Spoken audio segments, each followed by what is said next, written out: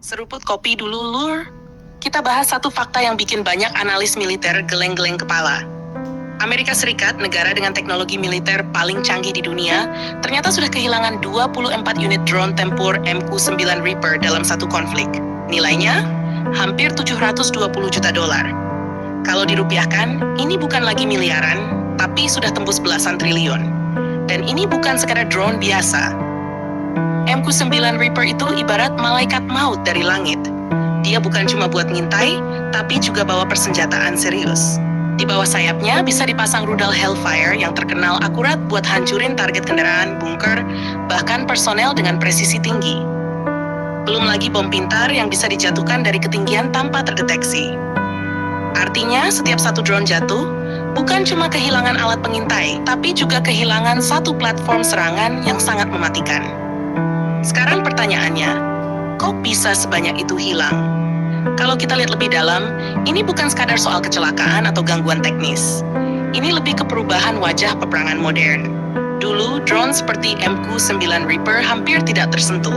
Mereka terbang tinggi, lama, dan sulit dijangkau. Negara-negara dengan pertahanan lemah hampir tidak punya cara untuk menjatuhkannya. Tapi sekarang, situasinya beda. Banyak pihak yang mulai punya sistem pertahanan udara yang lebih canggih. Bahkan kelompok non-negara sekalipun mulai mengandalkan rudal darat ke udara, sistem radar sederhana, sampai perang elektronik. Perang elektronik ini yang menarik.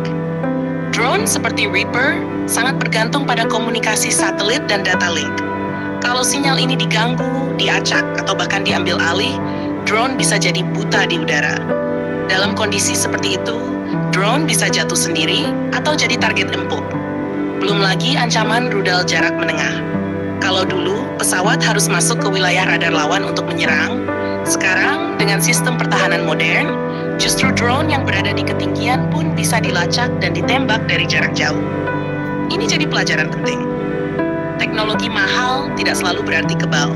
Amerika Serikat mungkin unggul dalam teknologi drone, tapi ketika lawan sudah mulai memahami pola operasinya, mulai belajar cara mendeteksi, dan mulai punya alat untuk melawan, kerugian jadi tidak terhindarkan. 24 drone itu bukan angka kecil.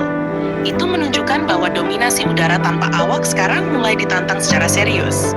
Dan yang lebih menarik lagi, ini bisa jadi gambaran masa depan perang. Bayangin kalau konflik besar terjadi antara negara-negara kuat. Drone akan tetap jadi tulang punggung, tapi mereka tidak lagi bebas berkeliaran. Setiap terbang, ada risiko ditembak jatuh. Setiap misi, ada kemungkinan tidak kembali. Artinya apa? Ke depan, strategi militer akan berubah. Tidak hanya soal punya drone canggih, tapi bagaimana melindungi drone itu dari gangguan elektronik, dari radar musuh, dan dari rudal pertahanan udara. Bahkan sekarang mulai muncul konsep drone murah tapi banyak. Daripada satu drone mahal seperti Reaper, beberapa negara mulai mengembangkan swarm drone. Jumlah banyak, harga lebih murah, tapi sulit dihentikan sekaligus. Kalau satu jatuh, tidak terlalu berdampak. Berbeda dengan MQ-9 Reaper, sekali jatuh, kerugiannya bisa puluhan juta dolar. Jadi, kehilangan 24 unit ini bukan cuma soal angka. Ini adalah sinyal bahwa medan perang sudah berubah.